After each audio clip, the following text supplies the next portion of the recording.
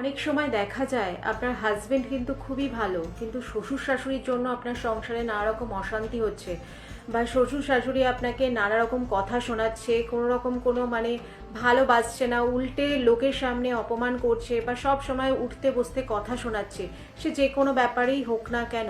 সেক্ষেত্রে শ্বশুর বা শাশুড়ি বশীকরণের আমি একটা উপায় বলবো।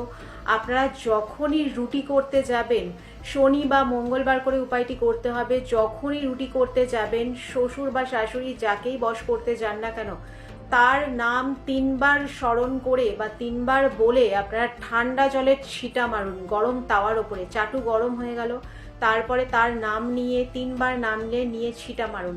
এটা পরপর কিছুদিন করুন, শনি বা মঙ্গলবার করে। আপনার শ্বশুর বা শাশুড়ি যে ডিস্টার্ব করছিল বা যার জন্য আপনার সংসারে অশান্তি হচ্ছিল, বা যে আপনাকে উঠতে বসতে কথা শোনাচ্ছিল, সেক্ষেত্রে দেখবেন তারা আস্তে আস্তে তাদের মুখ বন্ধ হয়ে গেছে, বা তারা মানে এইসবগুলো করছে না, আপনাকে উল্টে ভালোবাসবে।